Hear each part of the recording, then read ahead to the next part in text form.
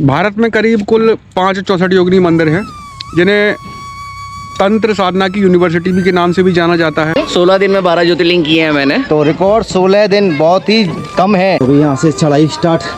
देखिए छोटे छोटे बच्चे आए। जाओ भोलेनाथ, हर हर महादेव, जाओ भोलेनाथ। ये देखिए पूरा गोल में बना हुआ ऐसे। तो दोस्तों ये है मुख्य मंदिर। जाओ भोलेनाथ, हर हर महादेव।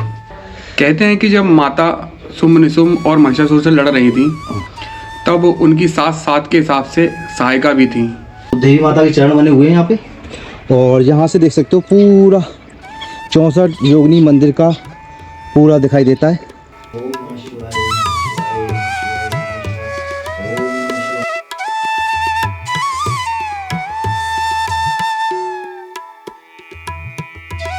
तो आज के ब्लॉग की करते हैं शुरुआत महादेव के साथ। हर हर महादेव। मैं हूं आपका दोस्त कपिल सासो भरतपुर राइडर, और मेरे साथ हैं रानू कुलश्रेष्ठ जो कि ग्वालियर से हैं। और आज हम दोनों आ चुके हैं मितावली। 64 योगिनी भी मंदिर कहा जाता है।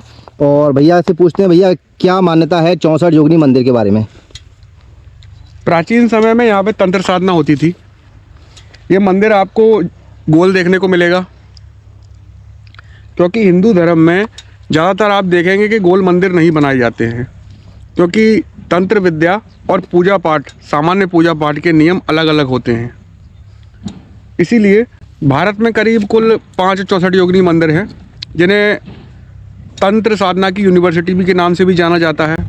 एक तो ये है हमारा मितावली का 64 योगिनी मंदिर, एक खजुराहो में है, 2 उड़ीसा में है। अच्छा, और फिर तो दोस्तों अभी जबलपुर में है। तो एक जबलपुर में है भैया बता रहे हैं। तो चलो चलते हैं सीधे मितावली 64 योगिनी मंदिर और जानकारी लेते हैं वहीं जाके आप। तो अभी हम पहुंचने वाले हैं 64 योगिनी मंदिर, जो कि पड़ेगा आपको मुरैना। मुरैना से आप बटेश्वर आ रहे हो तो बटेश्वर से 5-6 किलोमीटर, कितना किलोमीटर? 5-6 किलोमीटर ना? हाँ, तो इतना किलोमीटर पड़ जाता है। वो पहाड़ पे आप देख रहे हो 64 योगिनी मंदिर है। तो पूरा गोल गोल घेरे में है, और जिसमें कहा जाता है कि पार्वती माँ और भगवान भोलेनाथ दोनों का संयुक्त रूप से इनमें पूजा होती है। तो चलिए आपको दिखाते हैं आज मितावली 64 योगिनी मंदिर। और ये काकन मठ के लिए रास्ता चले जाता है। 20 किलोमीटर काकन मठ रह जाता है, और अटेर फोर्ट 1 किलोमीटर।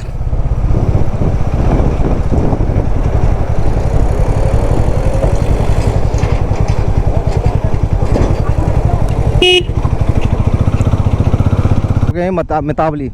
तो यहाँ पे गाड़ी भी आई है, गाड़ी भी आई है। भाई साहब वो मुझे बड़े गौर से देख रहा है। मेरा सूट इधर ही लगाऊं, ऊपर ले चलूं? तो दोस्तों आ चुके हैं 64 योगिनी मंदिर आ चुके हैं। और मैंने जो शाम को बात करी थी अरुण भाई से, तो भैया मिल गए हैं। अरुण भैया ये भी बहुत लंबी ट्रिप मारते हैं। पता कहाँ पे मारी थी इन्होंने? 12 ज्योतिर्लिंग कर रखे हैं। 12 ज्योतिर्लिंग करे थे मैंने। 12 ज्योतिर्लिंग करे हैं। और कितने दिन में करे थे? 16 दिन में 12 ज्योतिर्लिंग किए हैं मैंने। तो रिकॉर्ड 16 दिन बहुत ही कम है। मैं मानता हूँ बहुत कम है। मैं सोच रहा था भैया से बात करूँ, और मैं भी 12 ज्योतिर्लिंग करने के विचार थे। और कश्मीर से कन्याकुमारी, लद्दाख बहुत बार जा चुके हैं। अच्छे राइडर हैं। धौलपुर में ऐसे बहुत कम लोग हैं, मेरे हिसाब से है ही नहीं कोई धौलपुर में। और भैया राइडिंग में एक बहुत बड़ा नाम है धौलपुर के क्षेत्र में। तो बहुत ही अच्छा लगा।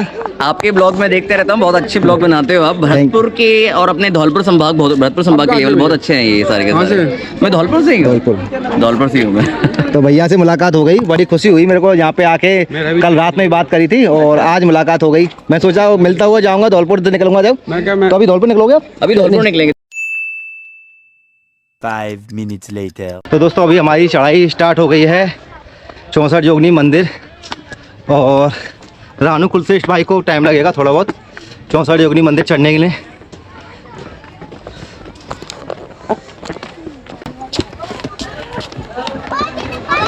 तो भी यहाँ से चढ़ाई स्टार्ट। देखिए छोटे छोटे बच्चे आए।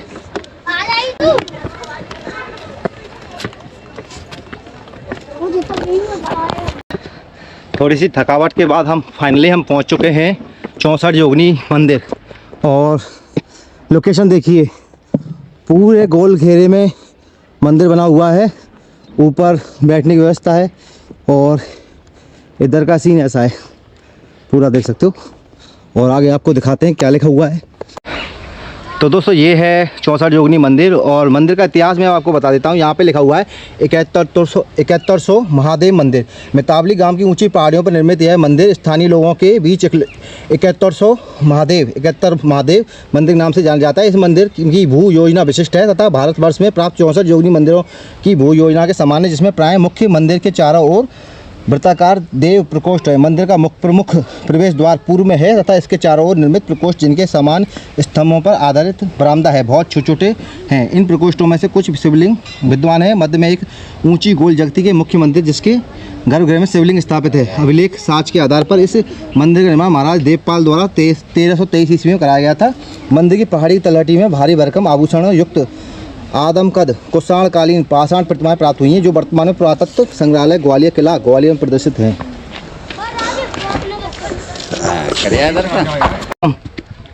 जय हो भोलेनाथ, हर हर महादेव।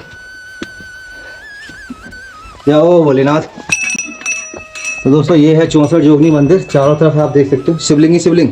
अच्छा ये 71 शिवलिंग है 64। पहले इसमें योगिनियों की भी मूर्ति थी। अच्छा उसको ग्वालियर संग्रहालय में रखवा दिया गया। अच्छा इसके शिवलिंग के साथ 64 योगिनियों की मूर्ति थी तो उनको ग्वालियर संग्रहालय में रखवा दिया गया है। और सब पे प्रसाद चढ़ा हुआ है, ये देख सकते हो। पहले शिवलिंग के दर्शन कर लो। तो ये देखिए ये 64 योगिनी मंदिर है। इसमें शिवलिंग हर शिवलिंग है 64 शिवलिंग है। तो कुछ बच्चे गिन रहे हैं इनको। ये देखिए पूरा गोल में बना हुआ ऐसे। बताया जाता है कि भारत की जो संसद बनी हुई है वो इसी को देखकर बनाई गई थी। और यहाँ पे तंत्र साधना भी होती है। इसको बता दो लोटियंस जो जिसने संसद बनाई थी ना, उसने इसका निरीक्षण करने के बाद ही संसद का वो ग्राफ तैयार किया था। अच्छा तो भारतीय संसद, तो ये बता रहे हैं भारतीय संसद इसी के तर्ज पर बनाई गई है। और 64 योगिनी मंदिर इंडिया में 5 हैं, जिनमें से एक यहाँ पे है, एक खजुराहो में है और 2 उड़ीसा में जबलपुर में। तो आप देख सकते हो 64 योगिनी मंदिर। जो मेन मुख्य मंदिर है वो वहाँ पे है।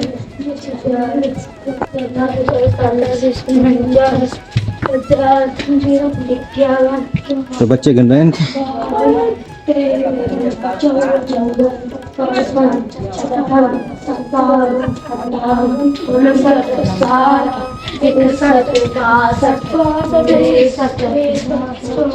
चौसठ 64 होंगे, 65 नहीं होंगे, 64।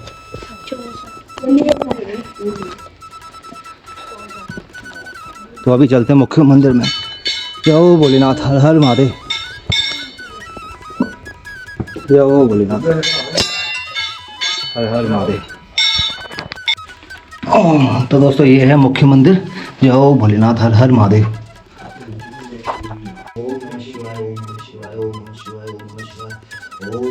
ओम नमः शिवाय, ओम नमः शिवाय, ओम त्र्यंबकम यजामहे विष्णुवर्धनम उर्वारुकमिव वन्दे मृत्युमुक्षीमामृता।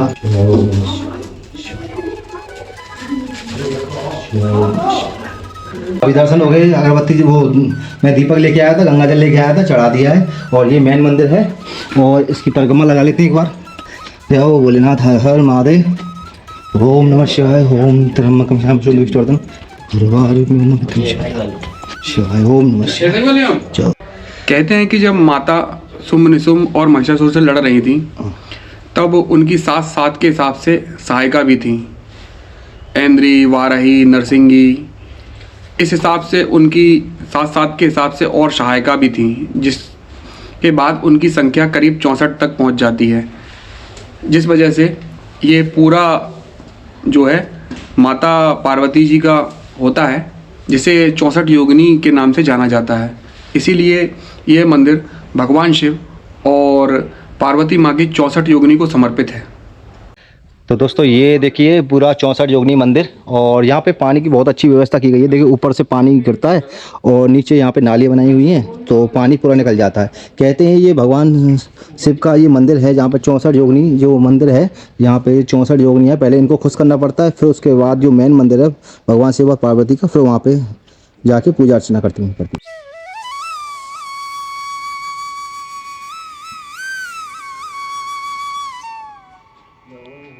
हर महादेव।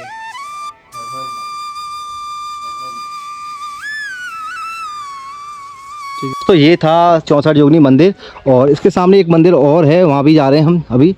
तो दिखाते हैं आपको कौन सा मंदिर है, तो चलते हैं सीधे। और ये पूरा आप देख सकते हैं 64 जोगनी पूरा वृत्ताकार में बना हुआ है, इसमें 64 जोगनी है। तो आ चुके हैं ऊपर मंदिर में। यहाँ पे मंदिर है छोटा सा, ये देखिए।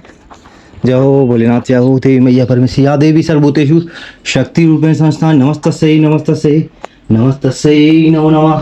तो देवी माता के चरण बने हुए हैं यहाँ पे। और यहाँ से देख सकते हो पूरा 64 जोगनी मंदिर का पूरा दिखाई देता है। ये देखिए पूरा गोल आकृति बना हुआ है 64 जोगनी मंदिर। तो दोस्तों शूज पहन के अभी निकलते हैं। आई होप आपको ब्लॉग अच्छा लगा होगा। ब्लॉग अच्छा लगा हो तो लाइक कमेंट शेयर। ये बहुत अच्छा लगा यहाँ पे आके, मन पसंद हो गया सही बताऊँ। और बहुत सुंदर मंदिर था 64 जोगनी मंदिर, जहाँ पे तांत्रिक पूजाएं की जाती थी पुराने ज़माने में। अब दिन में ही पूजा की जाती हैं, और जो आज्ञा दी जाती है वो दिन में ही दी जाती है। ASI के अधीन है, तो यहाँ पे ताला लग जाता है, रात में कोई आता नहीं है। ये बता रहे थे यहाँ के जो मुख्य कार्यकर्ता जो ASI के थे। और लोकेशन आपको मैं बता देता हूँ कि आपको आना पड़ेगा मुरैना से आप किसी से पूछ लीजिए 64 जोगनी मंदिर, आप गूगल मैप लगा के आ जाइए। तो मिलते हैं अगले ब्लॉग में, तब तक के लिए हर हर महादेव, राधे राधे।